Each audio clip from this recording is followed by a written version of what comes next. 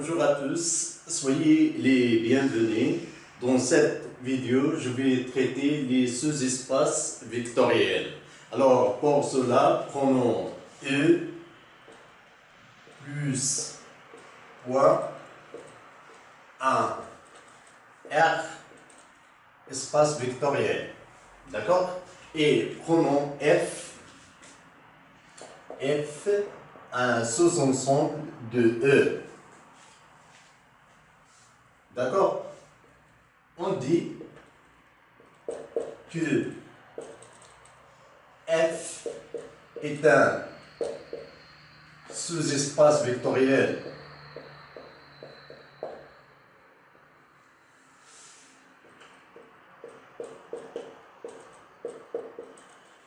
de E si seulement si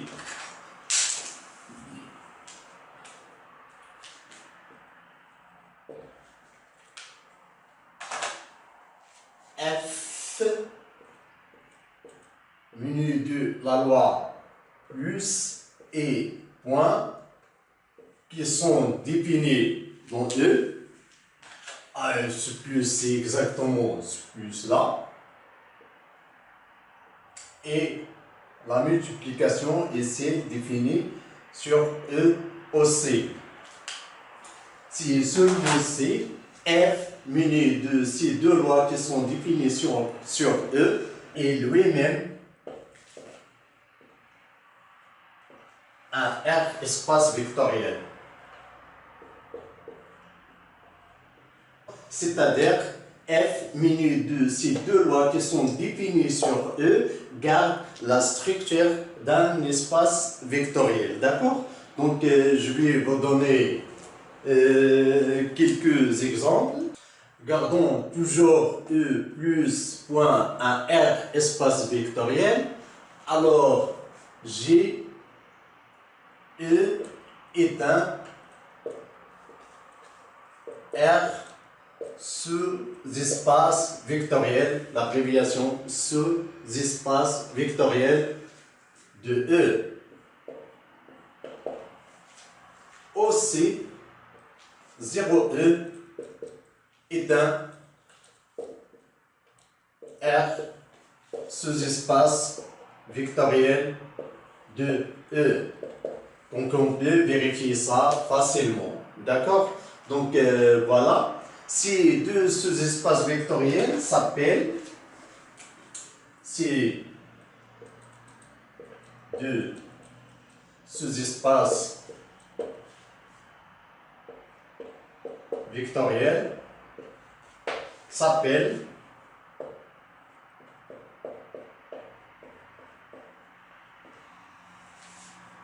des sous-espaces vectoriels triviaux.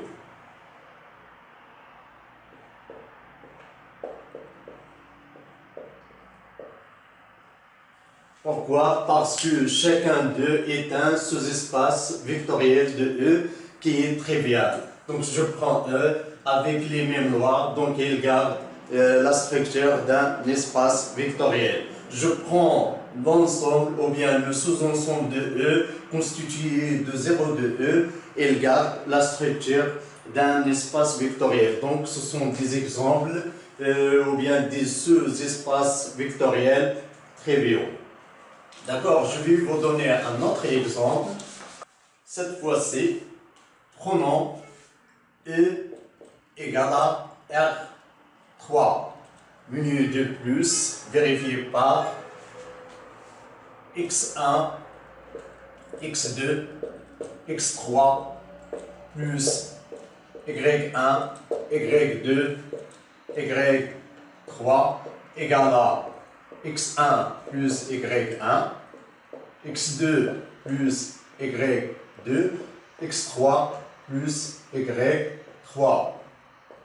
D'accord? Et lambda, avec lambda un élément de R, lambda X1, X2, X3 égale lambda X1, lambda X2, lambda X3.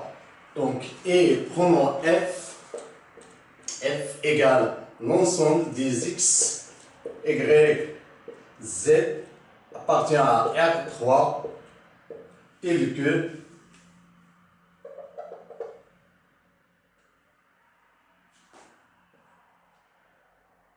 Z par exemple égale à 0.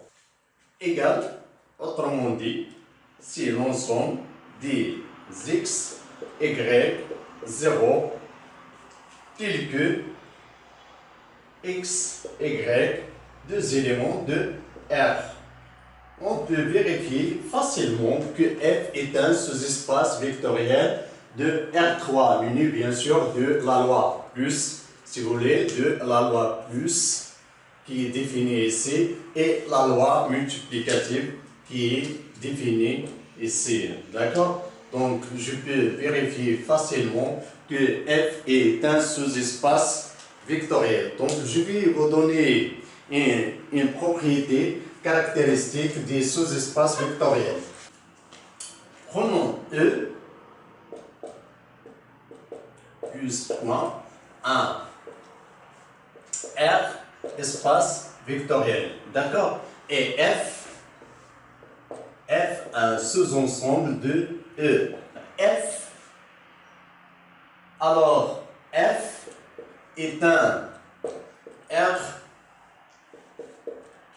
sous-espace vectoriel de E si seulement C, je vais écrire ici, si et seulement C, on a les deux propriétés suivantes, ou bien F, muni de ces deux lois, vérifier les propriétés suivantes. La première, F est différente de l'ensemble V, c'est-à-dire F n'est pas l'ensemble V. Et souvent, on montre que 0 de E appartient à F. Souvent ça.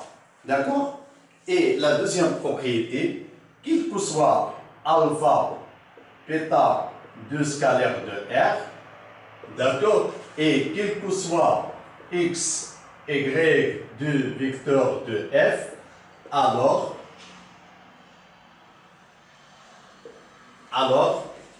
alpha x plus bêta y appartient à F.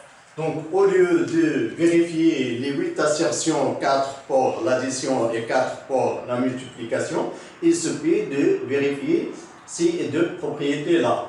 F est différente de l'ensemble vide, et comme j'ai dit, souvent on montre que 0E appartient à F, et pour tout alpha bêta des scalaires de R, et tout vecteur x, y de F, on a alpha x plus bêta y appartient à F. Donc, je vais vous donner un exemple. Prenons E égale à R3, d'accord? Muni de plus, on a défini et la multiplication. Et définissons F égale l'ensemble des x, y, z appartient à R3, c'est-à-dire E, tel que 3x plus 4y plus 5z égale à 0. Alors, montrons que F est un sous-espace vectoriel. Pour cela, il suffit de démontrer que F est différent de l'ensemble V, et pour la deuxième propriété, pour alpha bêta quelconque dans R, et de vecteurs grand X et grand Y appartient à F quelconque, j'ai alpha X plus bêta Y appartient à F. Alors, commençons par F différent de l'ensemble V. F différent de l'ensemble V. Et j'ai dit, souvent on montre que 0 de E appartient à F. Prenons ce 0 de E. 0 de E, c'est-à-dire c'est 0 de R3, parce que j'ai C, E, c'est R3. C'est 0, 0, 0. Est-ce que 0, 0, 0, vérifier cette équation? C'est très facile. J'ai 3 multiplié par 0, plus 4 multiplié aussi par 0, plus 5 multiplié par 0 égale à 0 plus 0 plus 0 égale à 0. Donc, 0, 0, 0 satisfait cette équation. Finalement, 0 appartient à f. Donc, 0 de R3 appartient à f. Et par la suite, f est différent de l'ensemble V. Donc, la première propriété, qu'est-ce qu'il reste? Reste à vérifier la deuxième propriété. Soit alpha, bêta, deux éléments de R, et x, y, deux éléments de F. Ok? Alors, x, un élément de F, c'est-à-dire que x est sous la forme d'un triplet. Je peux l'écrire sous la forme de x1, x2, x3, avec, si vous voulez, bien sûr, puisqu'il appartient à f, et vérifier cette équation. C'est-à-dire 3 fois la première composante qui est x1, plus 4 multiplié par la deuxième composante qui est x2, plus 5 multiplié par la troisième composante qui est x3, égale à 0. Aussi, y appartient à f. D'accord? Y appartient à f. Puisque y appartient à f, alors y est sous la forme de y1, y2, y3, avec de la même manière 3 multiplié par la première composante, c'est y1, plus 4 multiplié par la deuxième composante qui est y2, plus 5 multiplié par la troisième composante qui est y3, égale à 0. C'est normal parce que y appartient à f, donc les composantes de y, ou bien les coordonnées de y, vérifiez cette équation. Maintenant, est-ce que alpha x plus bêta y appartient à f? C'est-à-dire, je vais calculer cette quantité alpha x plus bêta y et je vais voir si leurs coordonnées satisfont cette équation. D'accord? Tout d'abord, calculons cette quantité. Alors, alpha x plus bêta y égale alpha x1, x2, x3 plus bêta y1, y2, y3. D'accord? Égale alpha x1, alpha x2, alpha x3 plus bêta y1, bêta y2, bêta y3. J'ai rien fait, j'ai multiplié alpha par les coordonnées et de même pour bêta. Donc la somme, c'est la première composante plus la première, la deuxième composante plus la deuxième, ainsi de suite. C'est alpha x1 plus bêta y1, alpha x2 plus bêta y2, alpha x3 plus bêta y3.